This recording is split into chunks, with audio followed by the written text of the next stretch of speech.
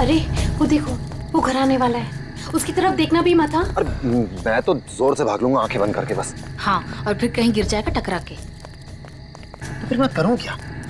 जब भी उस घर की तरफ देखो तो वही एक अजीब सी परछाई डांस करती हुई। चलो चलो। अरे अरे वो देखो, 2 दिन से वो आदमी एक ही जगह पर खड़ा है। अरे आदमी नहीं है, आत्मा है, आत्मा। हाँ, लगता है आत्मा अटक गई है। लेकिन ये है कौन? ये यहाँ तो वो बुढ़िया रहती थी, वो आजकल दिखाई नहीं देती। शायद मर गई है या कहीं गायब हो गई है। अरे तो फिर यार रह कौन रहा है? उसकी तो एक भतीजी भी थी। अरे हाँ, दोनों यही रहती थी। अब दोनों की दोनों गायब है, लेकिन कहाँ? पकड़ो यार, आज मैं देख के ही आता हूँ क्या है। क्या? आ रहा हूँ। समर प्लीज, पागल हो गया क्या? समर अरे रुको ना, मैं आ रहा हूँ। यहाँ जा। प्लीज रुको, मैं आ रहा हूँ। ओके। क्या कर रहा है तू? इसको ना कुछ ज्यादा हीरो बनने की आदत है। समर प्लीज मत जाओ। Summer summer summer summer.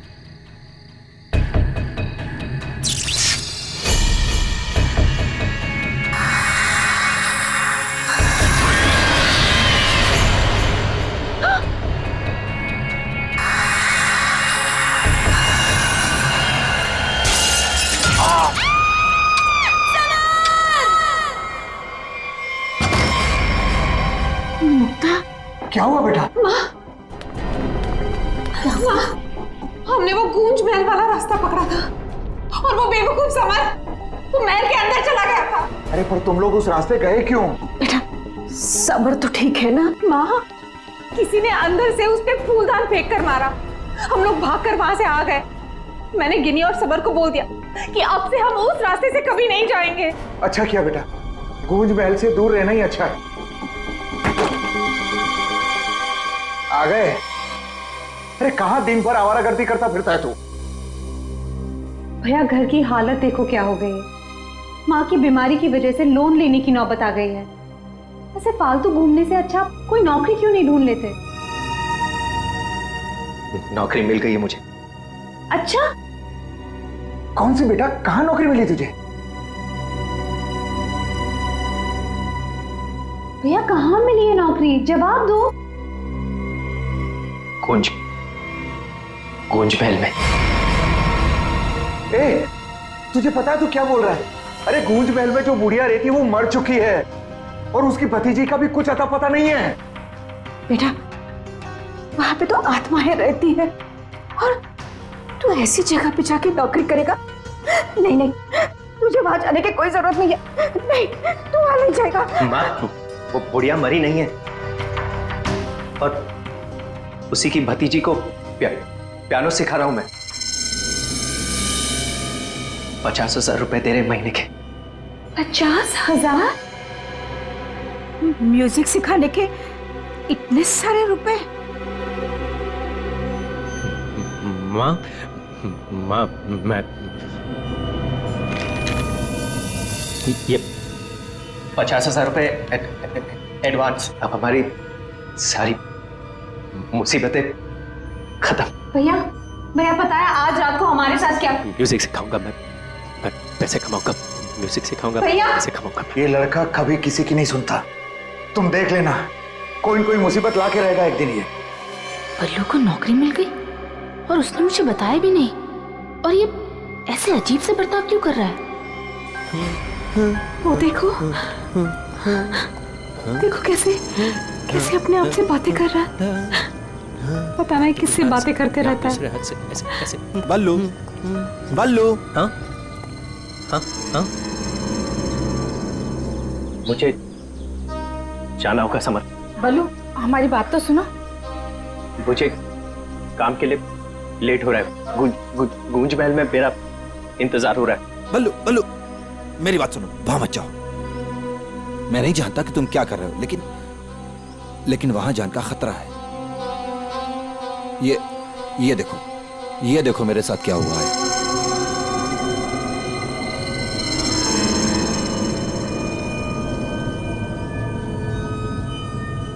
क्या हुआ? कल गूंज महल में एक औरत ने मुझ पर हमला किया। नहीं, ऐसा नहीं हो सकता। वहां तो सरिता आंटी और उनकी भतीजी ईशा ईशा ईशा रहती है। वो बहुत अच्छे लोग हैं, ऐसा नहीं कर सकते। मुझे लेट हो रहा है, मुझे जाना होगा। अरे भैया मत जाओ, वहाँ खतरा है भैया।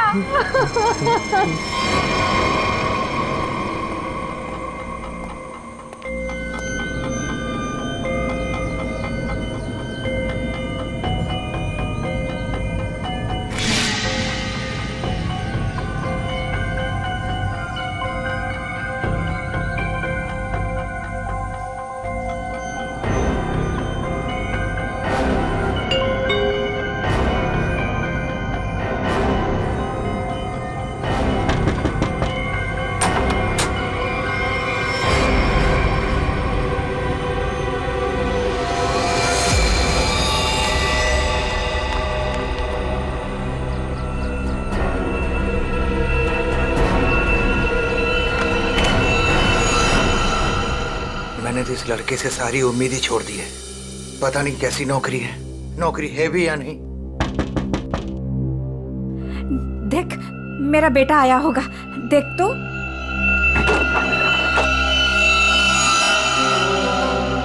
भैया भैया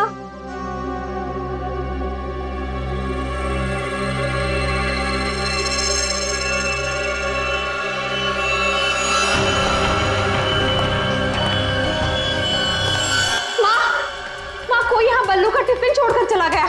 बल्लू को कुछ हुआ तो नहीं ना? अब ये क्या? कौन? अरे कौन जल्दी खोलो।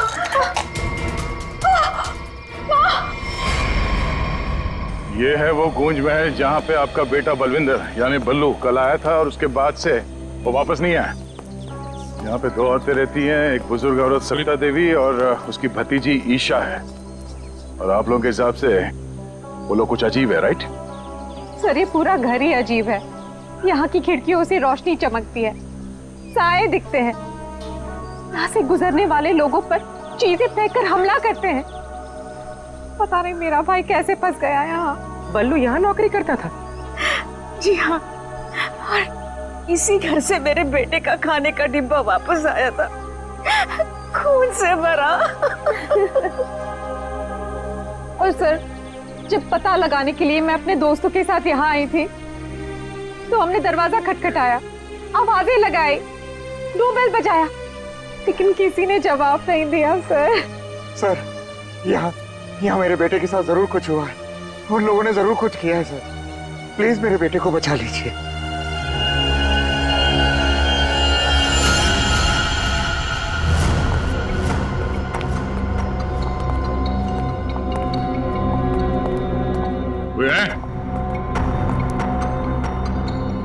क्या तो कोई दिख नहीं रहा? आत्मा कहाँ दिखाई देती है सर, सीधी अटैक करती है। सर यहाँ पर बल्लू, सरिता और ईशा, इनमें से कोई होना ही चाहिए। सरिता जी हैं भी या नहीं किसी को कुछ नहीं पता सर। लोग तो यहाँ तक कह रहे हैं कि सरिता जी की मौत हो चुकी है। यहाँ हुआ तो है कुछ।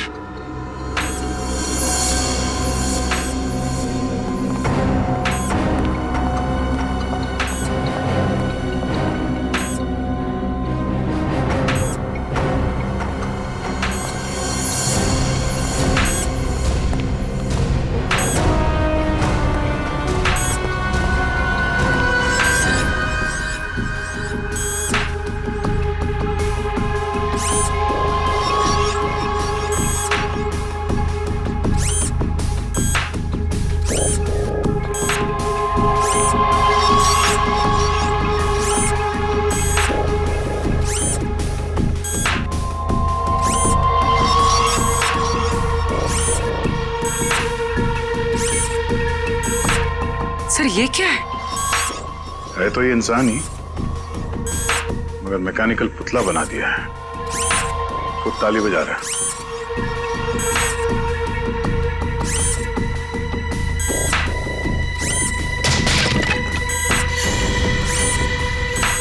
निखिल, नजर रखो इस पे, हम लोग देखते हैं।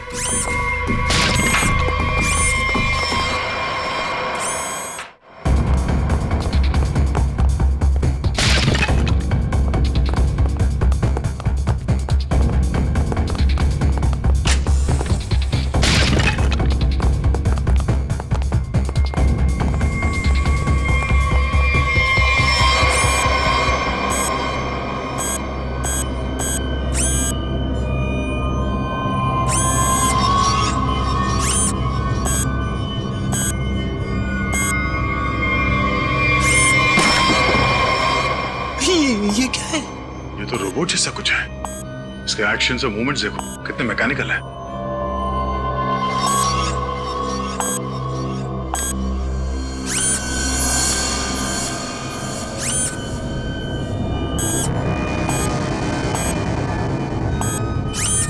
सर ये यहाँ आए कैसे और इन्हें रोकेंगे कैसे? इसे तो टेक्निकली रोका जा सकता है। ये क्या है? पूरी नजर रखना इसमें।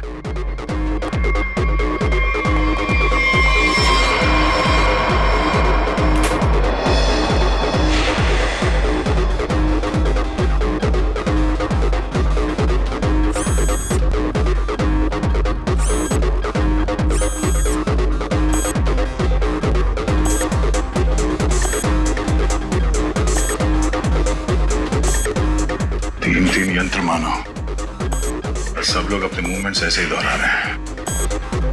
कौन है ये लोग और इन लोगों के साथ ऐसा किसने किया?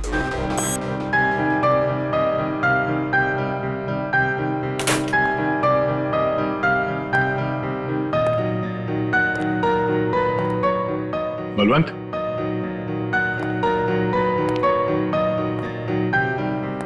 बल्लू, बल्लू,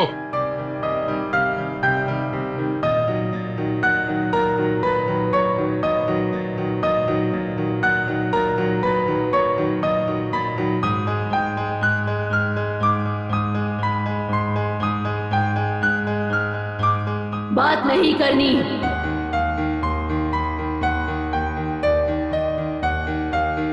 क्या हो गया तुम्हें? और तुम ये लड़की की आवाज में बात क्यों कर रहे हो? और ये तुम्हारे कपड़ों पे ये खून कैसे? हाँ? बल्लू इधर देखो, मैं तुमसे कुछ बात कर रहा हूं, मेरी तरफ देखो।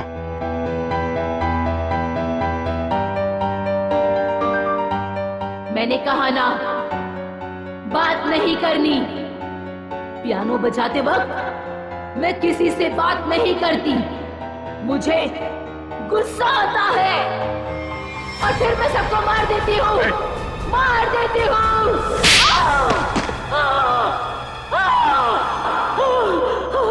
बोलो, बोलो। एक्सक्यूज मी, कौन हो तुम? तुम कौन हो? हाथ ऊपर। देखिए आप गोली मत चलाना, गोली मत चलाना। ये मेरा ही घर है, आप गोली मत चलाना, मारना मत मुझे आप प्लीज। तुम्हारा घर है ये? हाँ, ये मेरा घर है। क्या खेल खेल रहे हो तुम यहाँ? हाँ? और तुम्हारे घर में ये सब लोग कौन है? शायद ह्यूमन मशीन्स है जो तुम्हारे इशारे पे नाच रहे हैं। क्यों? सर ये क्या कह रहे हैं आप? मैं नहीं जानता सर मेरी कंसर्न क्या आपको बताता हूँ सर। ये मेरा घर है और यहाँ पर जो है ना सर, मेरी सरिता आंटी और मेरी एक कजिन है ईशा, वो रहती है सर। वो कैसी है वो देखने के लिए आया था सर मैं। That's my only concern. ये कौन है मैं नहीं जानता। आप कौन? सीआईडी। सीआईडी? मेरा नाम आकाश है, मैं सूरत में रहता हूँ सर, और यहाँ पर है ना हर 2-3 महीने में एक बार आता रहता हूँ। सर प्रॉब्लम क्या हुई मैं आपको बताता हूँ।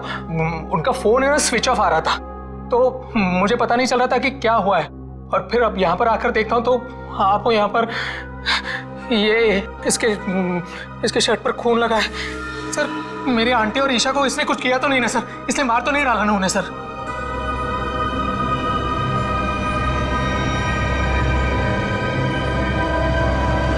बल्लू,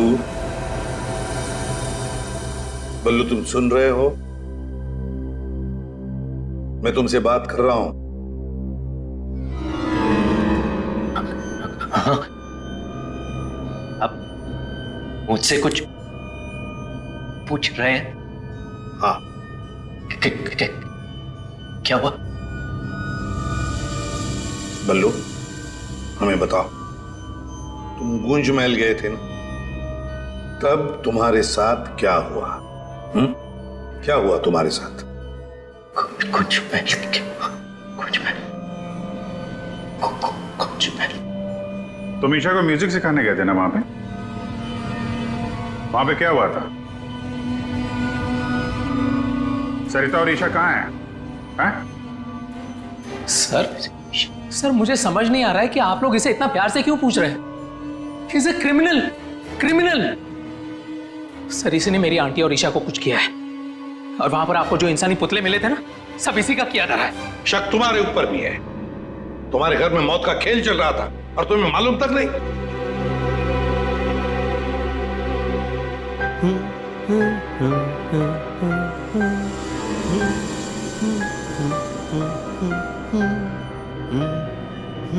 सचिन, वो फोटोग्राफ दिखाओ।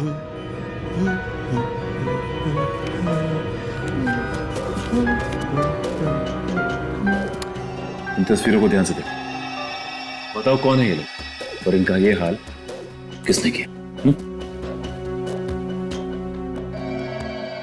ये सब लोग जिंदा है, जिंदा है। ये लोग तुम्हें जिंदा लग रहे हैं? हाँ हाँ, जिंदा जिंदा। मुझे बताया गया था कि ये रिश्तेदार हैं और म्यूजिक सुन रहे। ये झूठ बोल रहा है सर, इनमें से कोई मेरा रिश्तेदार नहीं है। सर ये ड्रामा कर रहा है, सबको मार दिया और अब क्या बकवास कर रही है? तुम्हें चाय के लिए कहा था ना, चाय किधर है? हाँ? ये ईशा कुछ बोल क्यों नहीं रही? ये अकेला क्यों ताली बजा रहा है? हाँ? मम्मी को बोल देता हूं, रुकूं या भाग जाऊं? कितना बड़ा और डरावना घर है। सर आप मेरी बात सुनिए सर, ये पूरा का पूरा पागल हो चुका है। He's a psycho killer। Bablu क्या हुआ था कल जब तुम ईशा को म्यूजिक सिखाने गए थे? कुछ याद है वहां पे क्या हुआ था? हा? क्या हुआ था वहां पे?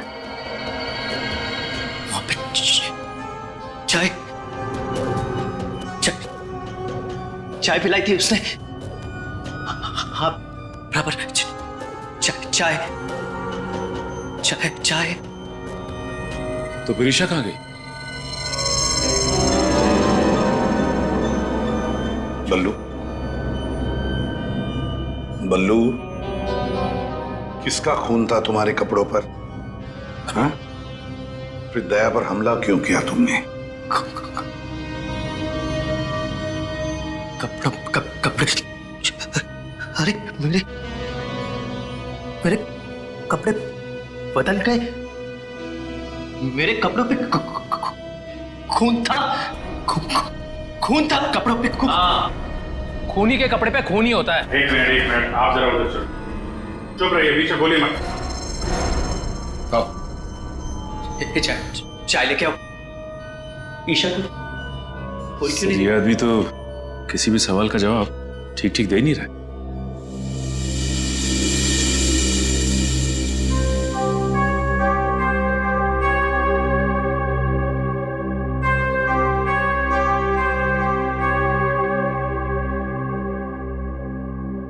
अभिजीत, इस बल्लू की मेडिकल जांच करवाते हैं, पता तो चले ड्रामा कर रहा है या वाकई इसके दिमाग के साथ कोई प्रॉब्लम है।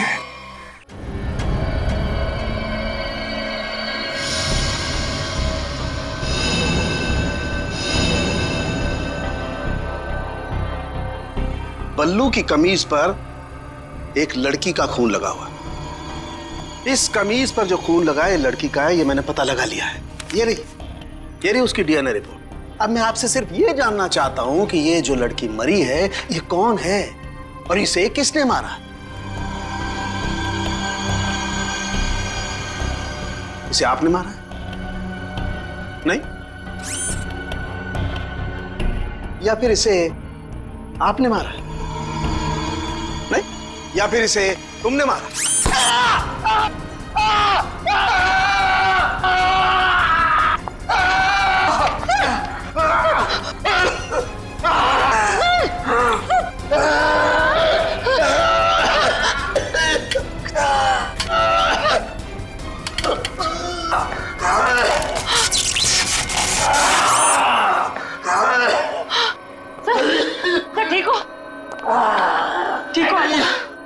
गॉड। क्या हुआ? सर इस पुतले के हाथों में सर की गर्दन अटक गई थी। बहुत जल्दी छूट गए। हाँ, छोड़ दिया, बहुत जल्दी छोड़ दिया, क्योंकि ये पुतले ना तो मशीन है, ना ये पुतले पूरी तरह से इंसान है। तो फिर ये कि ये टैक्सीडर्मी और रोबोटिक का मिला जुला रूप है। सर, ये टैक्सीडर्मी और रोबोटिक्स क्या होता है? पंकज, टैक्सीडर्मी एक कला है जिसमें जानवरों की खाल को एक खास किस्म के केमिकल में प्रिजर्व करके उनमें भूसा भर करके उनको एक आकार दिया जाता है। इन तीनों के साथ भी ऐसा ही किया गया है। इंसान की खाल को केमिकल में प्रिजर्व करके लकड़ी के पुतलों पर चढ़ाया गया है। लेकिन सर ये सब करना तो गैर कानूनी। उन्हीं गैर कानूनी काम ही तो करता है। यार सालुंखे, ये इंसान तो नहीं है, फिर भी ये ताली कैसे बजाते हैं, हमला कैसे करते हैं? इन तीनों के दिमाग में एक मशीन फिट कर दी गई है। इसका कंट्रोल खूनी के हाथ में, और खूनी ने उस मशीन के जरिए इनके चारों तरफ एक खास घेरा निश्चित कर दिया है। कोई भी इंसान उस घेरे के अंदर आकर के कोई मूवमेंट करता है, ये चालू हो जाते हैं, अपना काम करने लगते हैं। एक्टिव हम लोग भी तो आसपास घूम रहे हैं डॉक्टर साहब। नहीं, इन तीनों की मशीन को मैंने डीएक्टिवेट कर दिया था। वहां उस पीछे वाले में कुछ गलती रह गई। अब बॉस, और ये एक्टिविटी इनकी मेमोरी में पहले से फिट है। और इतना ही नहीं बॉस, इनके अंदर और भी बहुत कुछ है। आओ दिखाता हूं। ये देखो, लकड़ी का बुरादा, कॉटन और उसके ऊपर इंसान की चमड़ी। बनाने वाले ने तो बना दिया बॉस, लेकिन वो भूल गया कि इंसान की चमड़ी में और जानवर की चमड़ी में एक खास फर्क होता है। इंसान की चमड़ी जानवर जैसी मोटी नहीं होती है, इसीलिए उसे कितना भी केमिकली ट्रीट कर लो, कितना भी केमिकल में डाल लो, वो इंसान की चमड़ी जैसी नहीं रह सकती है। इसीलिए इनकी चमड़ी जो है जगह जगह से सिली हुई। फिर भी टिक नहीं रही है। और दूसरी बात, ये सारी चमड़ियां ज्यादा पुरानी नहीं है, बस कुछ ही दिन पहले इन्हें मारकर निकाला गया है। पर उस घर का तो कोना कोना छान मारा गया था, एक भी ऐसी लाश नहीं मिली जिसकी खाल उधेड़ दी गई हो। वो कहीं और बनाता है ये ह्यूमनॉइड, अपने घर पर नहीं। तीनों की कोई मिसिंग रिपोर्ट नहीं है, कोई आईडी वगैरह नहीं मिली। है कौन ये लोग? तारिका जी, ये जो कपड़े पहने थे इन लोगों ने, उनसे कुछ पता चला आपको? कुछ खास नहीं, तीनों के कपड़े से बस एक लेबल मिला है, किसी टीएल टेलर का लेबल है। TL Taylor?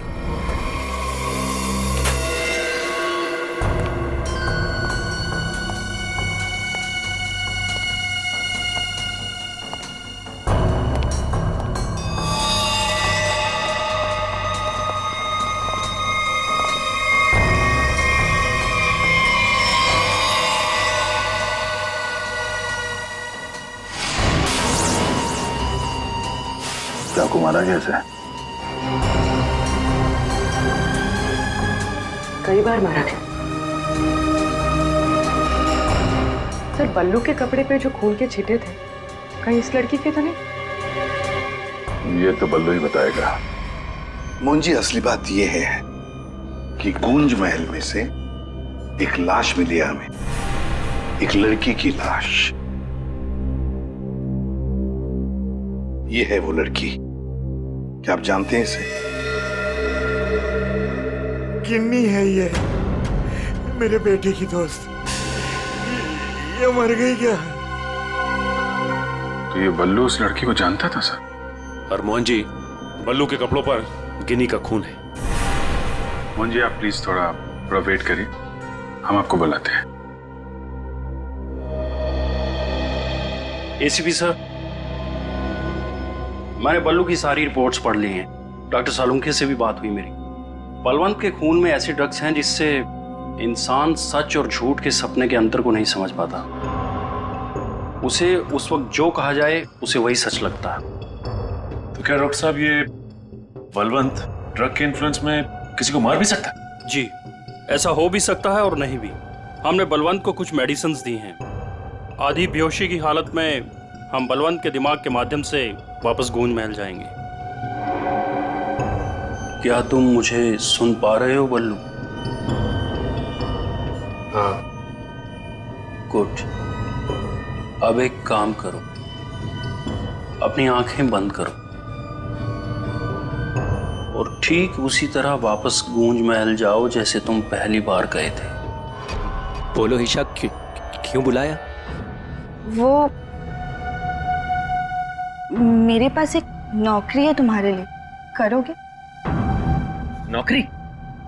हाँ, तुम म्यूजिशियन हो ना, पियानो बजाते हो, मैं जानती हूँ। मैं तुम्हें 50,000 रुपए दूंगी। 50,000? हाँ, अब तुम यहाँ बैठो, कहीं जाना मत, मैं तुम्हारे लिए चाय बना के लाती हूँ, ठीक है? यही बैठना। चाय नहीं चाहिए ईशा, सुनो। ये 50,000 की नौकरी कर लूं? कर लेता हूं, पैसे अच्छे हैं, उससे माँ का इलाज भी हो जाएगा। लेकिन ये ईशा मुझे कुछ बताने वाली थी, उस दिन कुछ बोल नहीं रही। पता नहीं क्या हुआ ऐसे, और ये घर भी थोड़ा सा अजीब लग रहा है। कहीं ईशा कोई मुसीबत में तो नहीं है?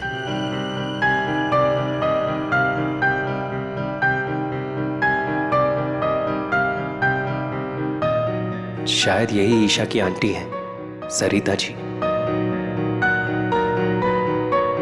Excuse me ma'am. हेलो। अच्छी ट्यून है।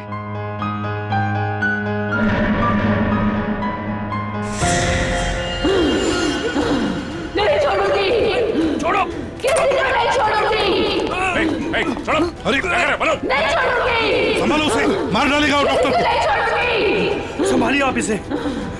नहीं छोड़ूंगी। बैठो। बल्लू, ये लड़की की आवाज में क्यों? छोड़ो मुझे। डॉक्टर साहब, नहीं छोड़ूंगी। पकड़िए आप इसे। किसी को नहीं छोड़ूंगी।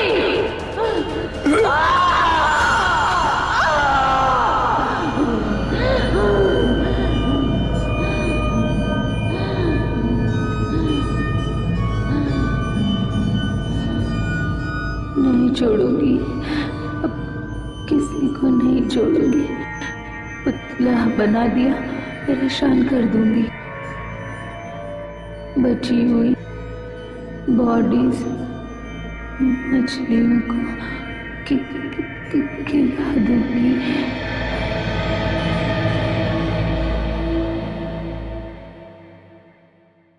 डॉक्टर साहब, क्या हुआ क्या है इसे? हाँ?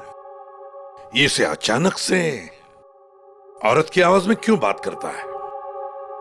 जब तक बल्लू पियानो तक नहीं पहुंचा था तब तक ये ठीक था, लेकिन जैसे ही इसके दिमाग में पियानो की आवाज सुनाई दी, ये कोई और बन गया। आपके कहने का मतलब है कि पियानो की आवाज सुनते ही ये बल्लू अपने आप को खूनी औरत समझने लगता है। मतलब ये किसी के वश में है, किसी ने हिप्नोटाइज किया है इसे। क्या लगता है आपको डॉक्टर साहब? हाँ, ये टेलर्स का पता चल गया सर, जिसने तीनों मानव मशीन के लिए कपड़े बनाए थे सर। अच्छा,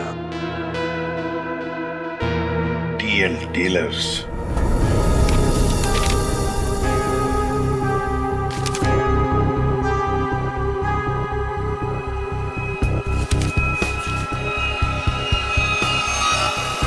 सब्जी?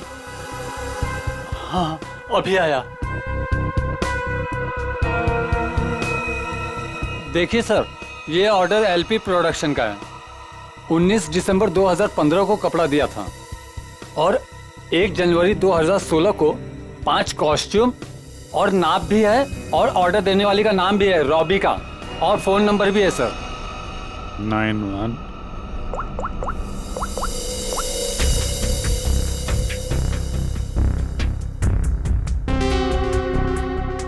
सर, फोन बंद है।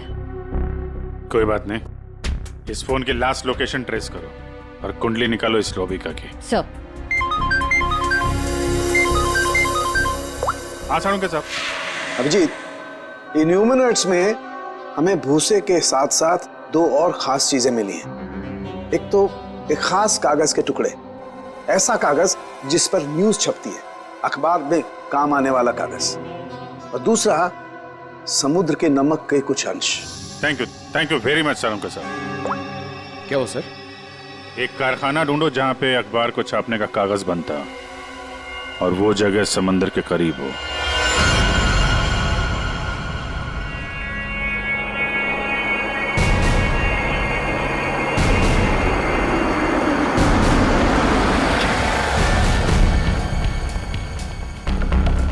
समंदर के किनारे पेपर मिल, और वो भी बंद पड़ी हुई।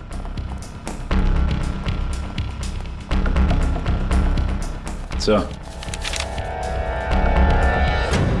यहाँ पे ये पेपर और ये पेड़ की छाल और वहां पर कपड़े, यहाँ तो वो हर वो चीज मौजूद है जो मानव मशीन के अंदर भरी गई है। सर हो सकता है उस क्रिमिनल के काम करने की जगह यही हो जहां वो पुतले बनाता था। क्या पता वो अभी भी कहीं आसपास ही हो। मगर वो जगह कहाँ है? यहाँ तो सिर्फ पुतले में भरने का सामान है ना। वो टैक्सी डमी की जगह और वो रोबोट बनाने की जगह, वो कहाँ है? पुतलों में भरने का सामान यहाँ है तो वो जगह भी यहीं कहीं होगी। ढूंढो।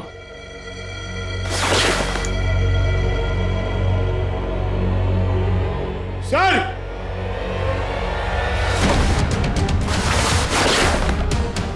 सर! My God.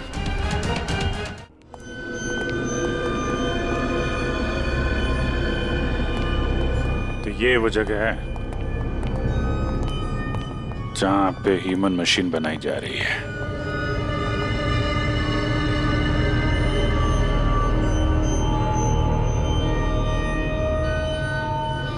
ये देखो,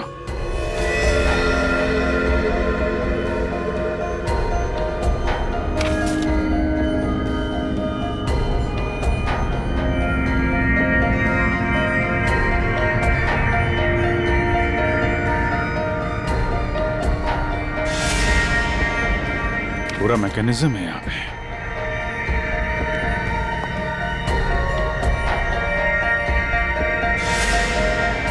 सर! हाँ? सरिता जी का रोबो।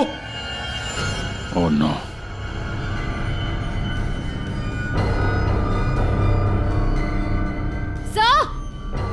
सर जल्दी आइए। सर ईशा, सर खूनी ने इसका सारा खून निकाल दिया। इसकी सांसें भी बहुत धीमी चल रही हैं। इसको हॉस्पिटल लेके चलो जल्दी। एम्बुलेंस को फोन करो। हेलो। सरिता को तो उसने रोबोट बना दिया, अब इसका भी वो हल करने वाला था। सर, रोबिका की लोकेशन का पता चल गया। आज तो हद हो गई। कब से वैनिटी में इंतजार कर रही हूँ। कोई मुझे सीन समझाएगा या फिर मैं पैकअप अनाउंस कर दूं। काजल, काजल कहाँ हो तुम? नहीं चाहिए मुझे काजल। सॉरी रोबिका मैडम, एक्चुअली वो स्क्रिप्ट में थोड़ा सा चेंज हुआ है। व्हाट? सीन में चेंज हुआ है? लास्ट मिनट में डायलॉग्स कैसे याद करूंगी? एनीवे, स्क्रिप्ट दो। मैम, एक्चुअली जो सीन होने वाला है ना, वो स्क्रिप्ट आपके को स्टार के पास है। How can you do this? तुमने स्क्रिप्ट मुझसे पहले को स्टार को दे दी। तुम जानती हो ना मैं कौन हूँ। शो क्विट कर दूंगी 1 मिनट में। टीआरपी नीचे और शो बंद। बोलो क्विट करूं? एनीवे, कहाँ है वो को स्टार? मैम, वहाँ आपका नया को स्टार आपका वेट कर रहा है। ओके, अभी मजा चखाती हूँ उसको।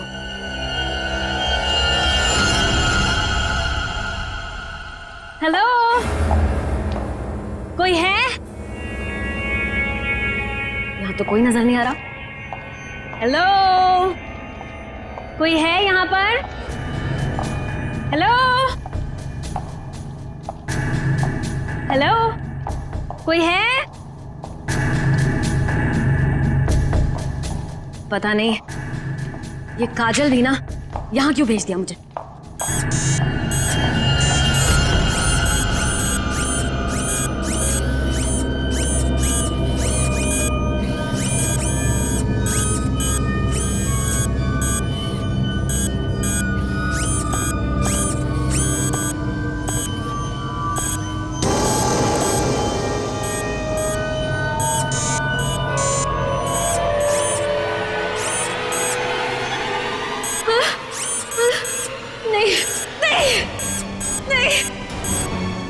सकता, ये नहीं हो सकता। तुम यहाँ नहीं आ सकते। नहीं। Hello miss Rubika.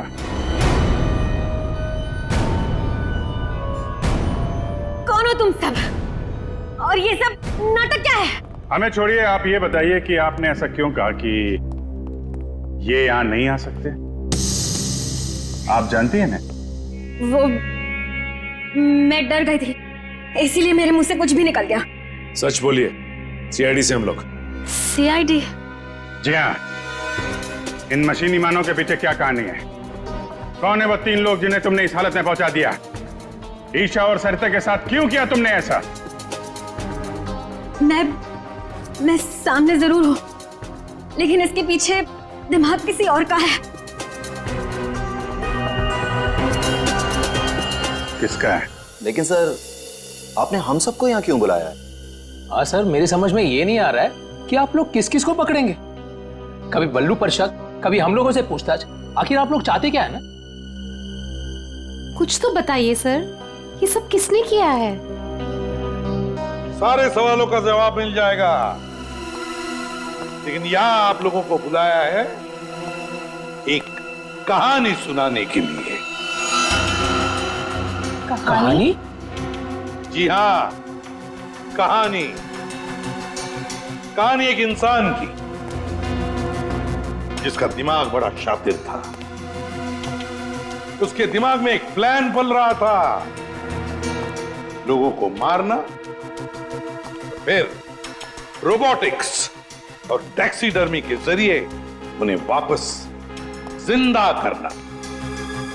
और ऐसे में वो मिला एक खूबसूरत लड़की से, जिसकी एक बेरहम आंटी थी जो उसे बहुत तंग कर रही थी। उस लड़के के दिमाग में एक आइडिया आया। उसने उन दोनों को एक बहुत बड़े कोठी में शिफ्ट करवा दिया।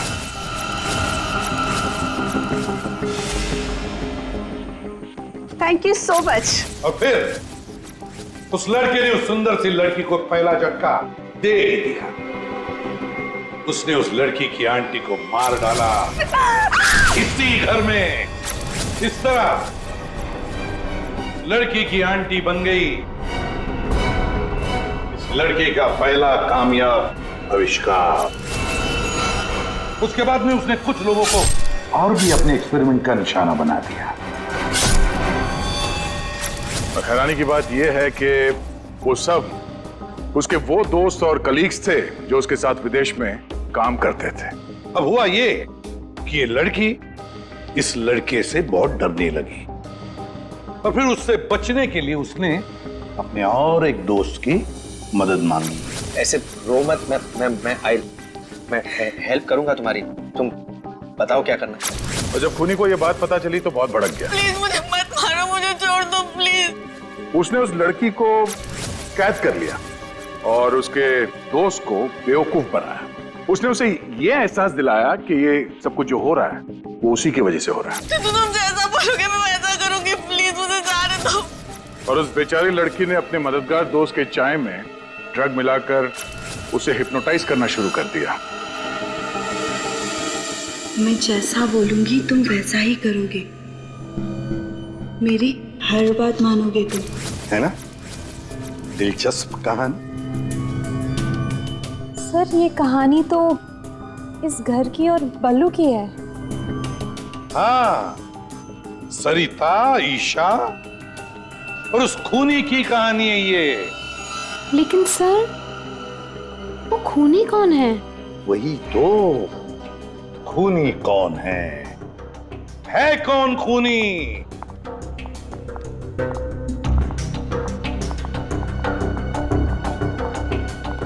कहां फंसा दिया तुमने मुझे? तुमने तो कहा था कि ये कोई एक्सपेरिमेंट है, तुमने तो खून ही कर डाले। ये सब तुमने किया समर? हाँ, ये सब मैंने किया। और ये सब मैंने किसी और वजह से नहीं, ये सब मैंने सिर्फ इसलिए किया क्योंकि मैं चाहता हूं कि साइंस की दुनिया में मेरा नाम सुनहरे अक्षरों में लिखा जाए और कि मेरे इतने बड़े एक्सपेरिमेंट को वो लड़की, वो ईशा बर्बाद कर देना चाहती थी। और और इसके लिए उसने उस बल्लू से मदद भी मांगी। और तुमने बल्लू के चाय में वो ड्रग मिलाकर उसके दिमाग में ये बात बिठा दी कि वो एक औरत है और उसे लोगों को मारना है, और उसके लिए ट्रिगर थी पियानो की वो धुन। बल्लू को लगभग मेरा पूरा राज पता चल चुका था, ठीक है, और गिन्नी को पड़ी हुई थी बल्लू को बचाने की। तो अपने एक्सपेरिमेंट को बचाने के लिए मुझे को दोनों को मारना ही था। और आप बताइए, अब जो लोग मर चुके हैं उनका असली कातिल भी तो चाहिए ना लोगों को। बस इसीलिए मैंने बल्लू को फंसा दिया और गिन्नी को मार दिया। साइंस की दुनिया में अपना नाम सुनहरे अक्षरों में देखना चाहते थे तुम। दिमाग तो था, है, पर क्या करें, विकृत है, विकृत। अपने इस घटिया एक्सपेरिमेंट के लिए न जाने कितने मासूम लोगों की जानें ली तुमने। तुम्हें जीने का कोई हक ही नहीं है। फांसी होगी तुम्हें, फांसी।